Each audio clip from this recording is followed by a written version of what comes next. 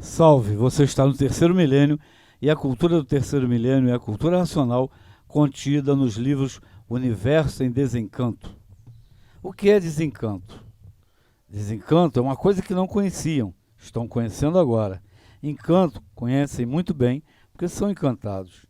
Vejam que tem que haver uma grande diferença no modo de escrever e no redígio dos assuntos. Desencanto não se pode escrever um assunto só, de princípio ao fim.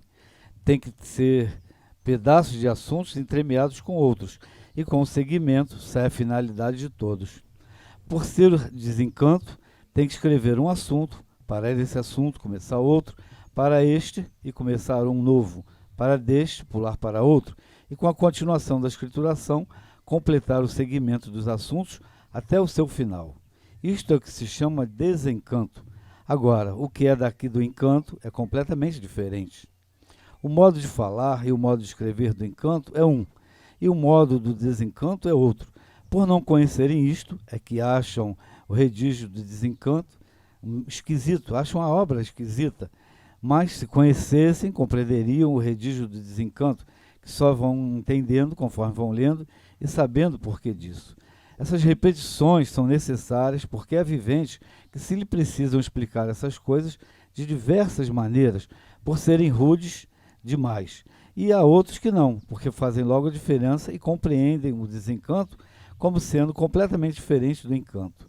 O vivente, quando não entende, deve ficar quieto até ser esclarecido e não fazer confusões por não saber interpretar como deve.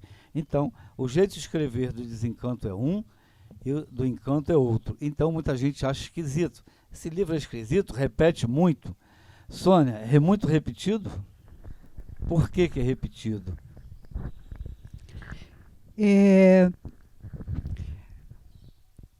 Quando esse conhecimento de cultura racional veio através da divina providência, que providenciou a vinda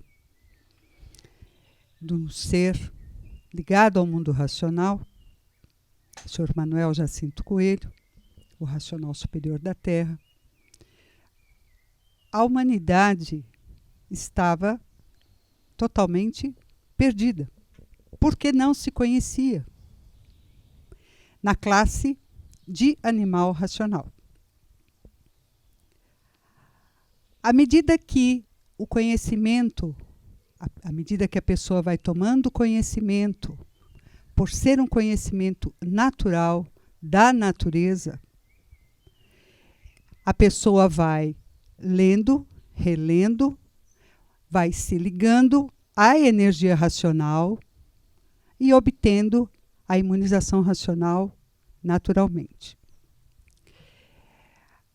A necessidade de ler e reler é para com que a pessoa vá fazendo naturalmente o desequilíbrio, tratando do desequilíbrio, das influências das energias elétricas e magnéticas. Através da leitura e da sabatina racional, que deve ser constante, diária, para manter animados os ânimos do animal racional, e naturalmente a pessoa vai tratando com a energia racional e vai adquirindo o quê? O desenvolvimento do raciocínio, que é o ser racional que está materializado como máquina de raciocínio na glândula pineal. E essa leitura diária é exatamente para ir desmagnetizando, como a gente costuma dizer. Então, vai lendo, vai relendo e fazendo sabatina, vai desmagnetizando, vai afastando as influências elétrica e magnética e vindo a influência racional, que é uma energia pura, limpa e perfeita. Então, você que estava ligado em duas energias deformadas, passa a se ligar numa energia pura, limpa e perfeita. Então, há uma mudança completa na pessoa. Então, isso é muito interessante. E, como a gente falou aqui no início, como eu li aqui no livro, há essa diferença de jeito de escrever, porque às vezes você está lendo, né, Porfírio, e lê e não entende nada. E depois volta aquele assunto de uma outra maneira e você já está mais acordado ou mais ligado na leitura e compreende melhor. Uma pessoa compreende de um jeito, outra compreende de outro. Então, muita gente fala, é repetido. Mas se perguntar o que está repetido, ela não sabe explicar o que está repetido. Mas, então, repete o assunto de uma outra maneira, que é uma obra universal. Então, é para todos entenderem, não é para um só entender. São para vários entenderem, para o mundo, para o universo. Então, é escrito de um jeito, para aquele assunto, vai para outro, depois volta para aquele mesmo, mas explicando de um outro jeito, né, Porfírio? É bem variado para poder despertar também a pessoa. Exatamente. A perspectiva, que a Sônia também colocou aqui, o ser humano, ou a pessoa que começa a ler o livro, ela vem de um conjunto de informações que nem sabe que são informações artificiais, acha até que são naturais, chama de naturais. Quando chega a cultura racional com uma informação que complementa a anterior, que não satisfazia ninguém, porque ninguém está satisfeito com a vida que leva, por isso que todos sempre querem uma vida melhor. Então, a perspectiva de uma classe de vida que é como animal racional, ele tem aquela perspectiva de pensar e imaginar, que está desenvolvido, e encara o mundo por esse aspecto. Não tem outra forma de ver, obviamente. Mas quando começa a ler o livro Universo em Desencanto, surge então o que é desencanto, que o racional superior vai explicando em filigranas, em minúcias e etc. A grande questão que depois a gente começa a entender e ter um certo domínio sobre isso, aos poucos, é natural, com o tempo, por isso ler e reler, sabatinar, para conhecer e entender, é que o desencanto, ele afirma uma coisa só, sem malícia. O pensamento e a imaginação, por serem duas energias, o ser humano vê tudo com malícia. É aquela retórica de que depois que saiu do paraíso, teve que botar a folha de parreira, porque aí começou a malícia. Virou animal. É mais ou menos isso, personificando a dualidade, personificando a malícia do encanto. Então o mundo está encantado por duas energias. O mundo está encantado pela perspectiva da dualidade do pensamento e da imaginação. Então não tem como, dentro dessa perspectiva, o ser humano construir-se a si próprio com base na dúvida, com base na dualidade, com base na malícia. E por isso é que acha esquisito o Universo em Desencanto, que não tem esta malícia, por ser uma energia só. Então aí temos que entender, prezados iniciantes, e prezado público em geral, que nunca quis, achando que a obra Universo em Desencanto é alguma coisa do outro mundo, e é mesmo, mas então perceba, esta obra não tem a malícia das duas energias que todos nós tivemos que ter para desenvolver e compreender que nós não somos deste mundo, para nos preparar argutamente, espiritualmente, filosoficamente, cientificamente, religiosamente, em todas as formas de lapidação, sofrendo e morrendo, infinidade de transformações, encantados com a malícia do pensamento e da imaginação. E quando chega a obra do desencanto para nos absolver desta malícia, para tirar aquela folha de parreira e acabar a dúvida, a dicotomia, essa coisa toda, essa dualidade toda, e nos ligarmos na unidade que é o absoluto, esta é a escrituração única, com um propósito só, de fazer todos voltar. Obviamente que quem está ligado na malícia, este livro é a coisa mais esquisita que existe no mundo, com toda certeza.